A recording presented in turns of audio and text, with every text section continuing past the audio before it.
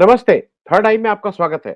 बहुत दिनों से अंकों की बात नहीं हुई थी, इधर एग्ज़िट पोल के नतीजे भी आ रहे हैं, तो सारा कुछ अ, अंक, अंक, अंक, नंबर्स, नंबर्स, नंबर्स। तो मुझे लगा कि एक ज़रा ये झाँक के देखा जाए कि एक्चुअल राज्यों के हालात क्या हैं?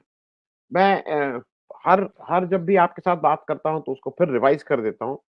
देश में 28 अ, स्टेट हैं, जिनके विधानसभाएँ हैं। और बाकी जो यूनियन टेरिटरीज़ हैं, केंद्र शासित प्रदेश, उसमें 3 जगह विधानसभा है। तो कुल अपने पास 31 31 विधानसभाएँ हैं। तो ज़रा ये देखा जाए कि विधानसभा में क्या हालत है, किसकी कितनी सरकार है, किसकी नहीं है।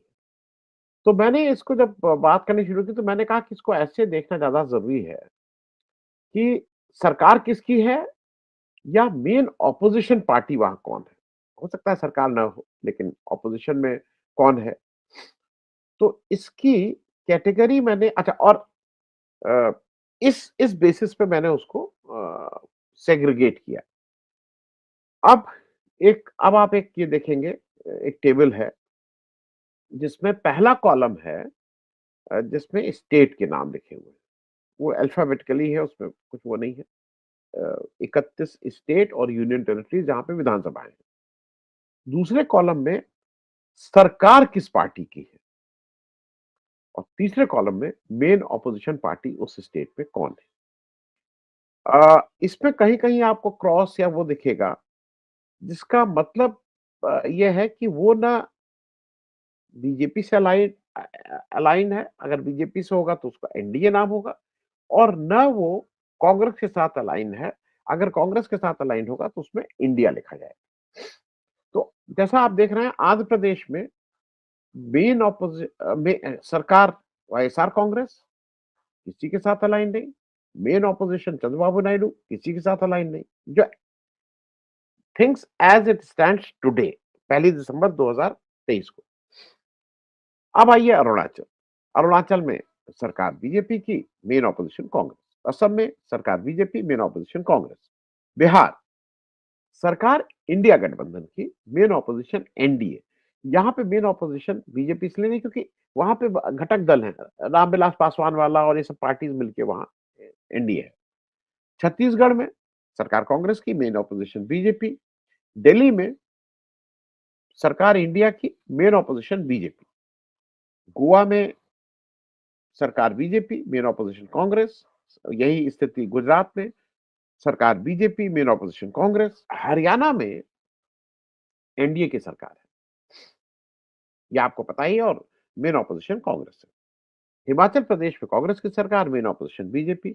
जम्मू कश्मीर में मैं ये मान के चल रहा हूँ वहाँ ना सरकार है, ना कुछ है क्योंकि वहाँ तो क्या है वो भगवान ही जाने। तो जब एनालिसिस भी करूँगा तो बेसिकली 31 की जगह 30 ही रह जाता है, लेकिन नाम है इसलिए वहाँ लिख लिया गया। झारखंड में सरकार इंडिया की, मेन ऑपोजिशन बीजेपी। कर्नाटक में सरकार कांग्रेस की, मेन ऑपोजिशन बीजेपी। केरल में सरकार इंडिया की क्योंकि वहाँ लेफ्ट फ्रंट की सरकार है, मेन ऑपोजिशन कांग्रेस। तो वहाँ बीजेपी ना सरकार में ना ऑपोजिशन में।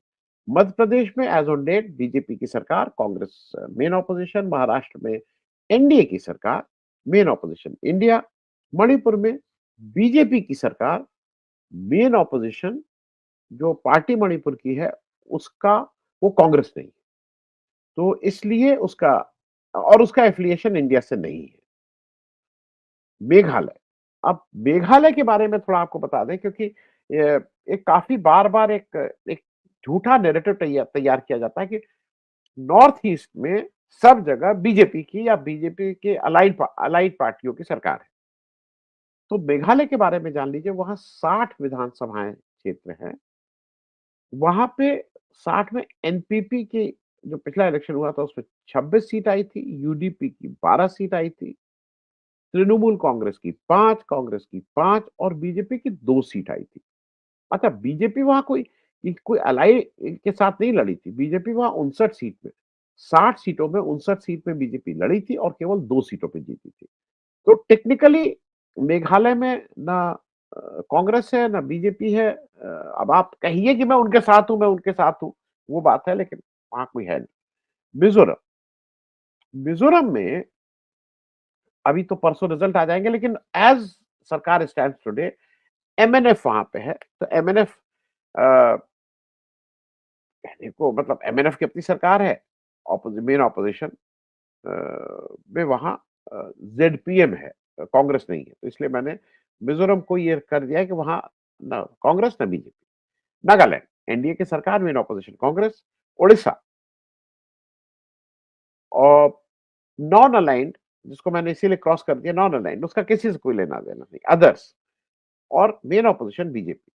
पुडुचेरी एनडीए की सरकार, main opposition India. Punjab India, आम आदमी पार्टी सरकार, इंडिया का गठबंधन का पार्ट, इंडिया की सरकार, मेन ऑपोजिशन कांग्रेस। राजस्थान कांग्रेस की सरकार, main opposition BJP. Sikkim, Sikkim is interesting.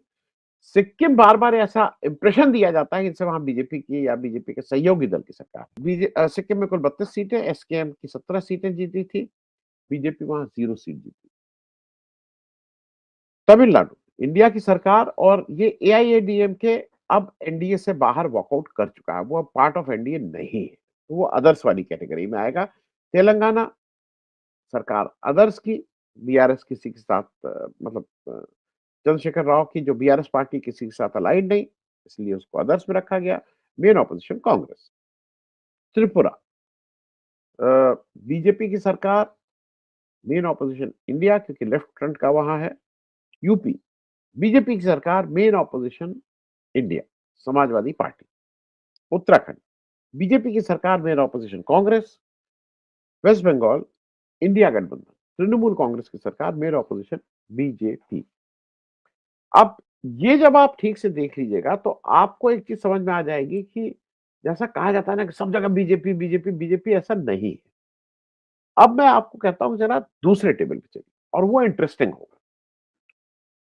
ऐसा है कि कुल 31, मैंने आपको बताया था 31 इस मतलब विधानसभाएं। उस 31 में जम्मू कश्मीर में कुछ हो नहीं रहा तो उसको हटा दिए, तो अब बची 30 विधानसभाएं।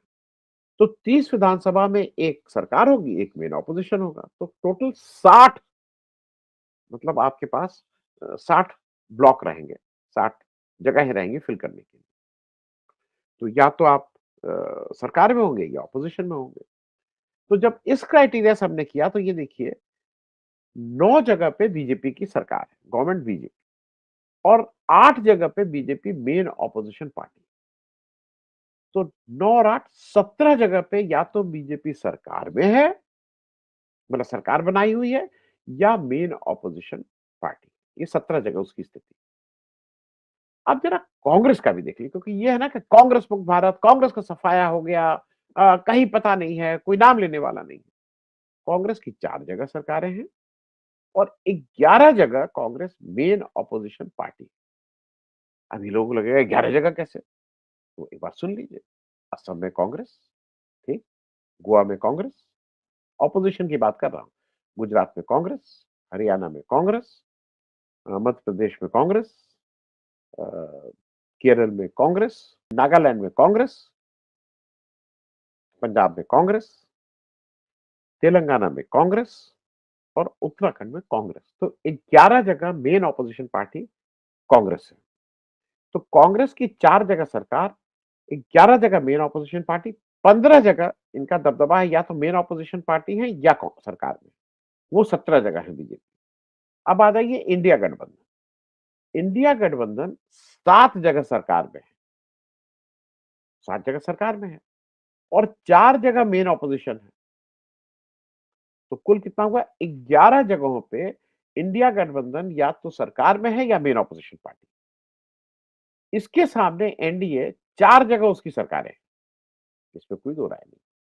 एनडीए की हरियाणा में सरकार है, एनडीए की महाराष्ट्र में सरकार है, एनडीए की नागालैंड में सरकार है, एनडीए की पुडुचेरी में सरकार है, और एनडीए की एक जगह मेन ऑपोजिशन, एक जगह एनडीए है। वो बिहार में मेन ऑपोजिशन एनडीए है। तो कुल 5 जगह एनडीए या तो सरकार में या मेन ऑपोजिशन है।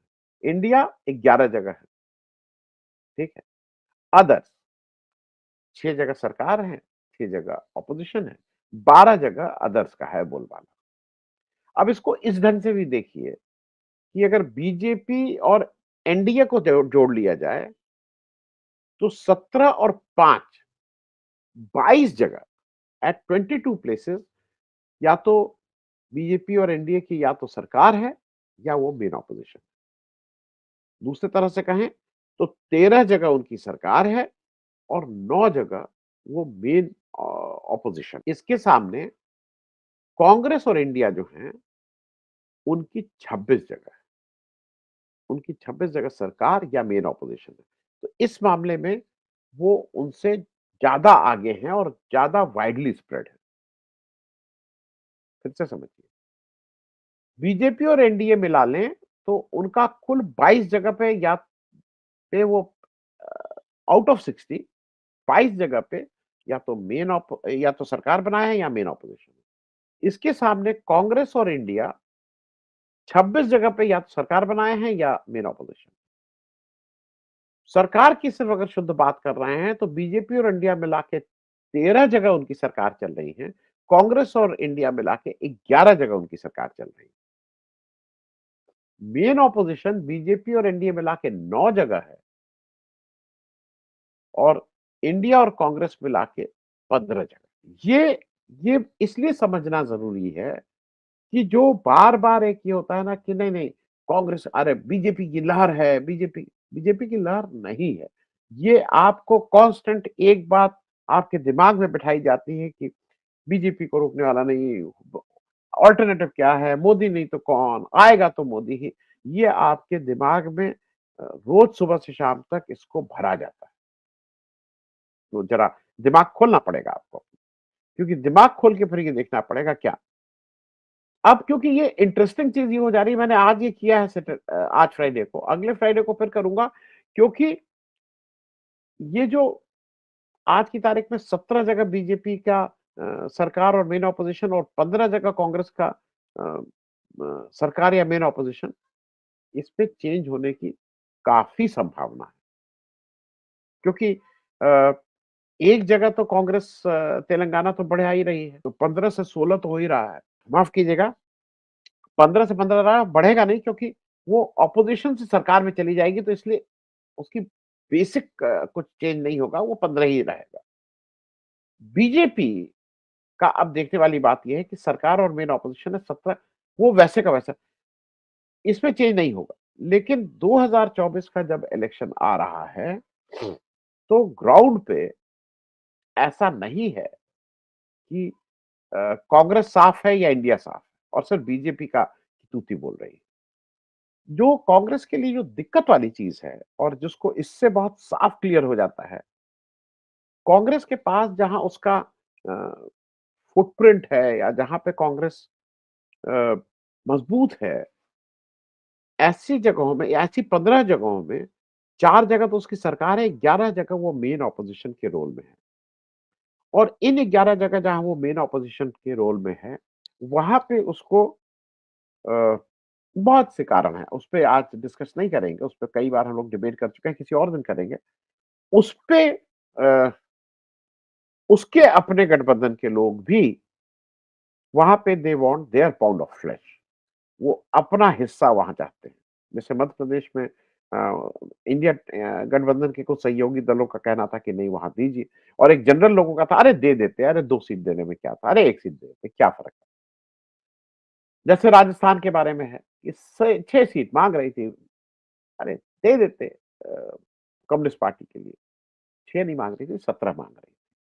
तो मुश्किल कहाँ है कि ये जो 11 जहाँ पे मेन ऑपोजिशन कांग्रेस है, वहाँ पे जब दूसरा दल आके इंडिया गठबंधन का अपनी स्टेक क्लेम कर रहा है और उसके पास ग्राउंड पे ऐसा कुछ नहीं है कि जिससे ये लगे कि नहीं उसका जेन्युइन क्लेम है और उसको इतनी सीटें देनी चाहिए।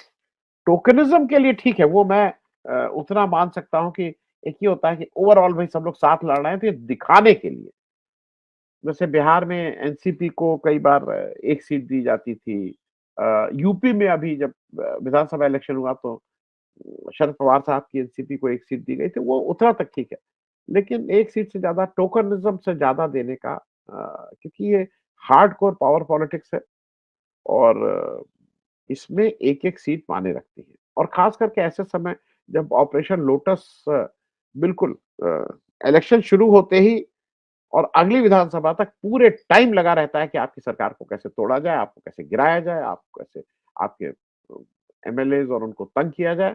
तो ऐसे उसमें ये कह देना कि नहीं वाक़ई में सीट की इम्पोर्टेंस है, लेकिन लार्जर गठबंधन के इंटरेस्ट में कुछ ना कुछ ठीक होगा ही। अब तो सारी बात 2024 के लोकसभा इलेक्शन को मद्देनज़र रखते हुए होगी। परसों जब रिज़ल्ट आ जाते हैं तो तस्वीर ज़्यादा क्लियर हो जाएगी और तब शायद जो नीतीश कुमार जी का जो एक शिकायत थी और वाजिब शिकायत थी कि काफ़ी दिनों से इंडिया गठबंधन की कोई बहुत बड़ी एक्टिविटी नहीं हुई। मुझे लगता है कि आने वाले दिनों में वो एक्टिविटी भी अब दिखाई देनी शुरू हो जाएगी। Thank you so much. धन्यवाद।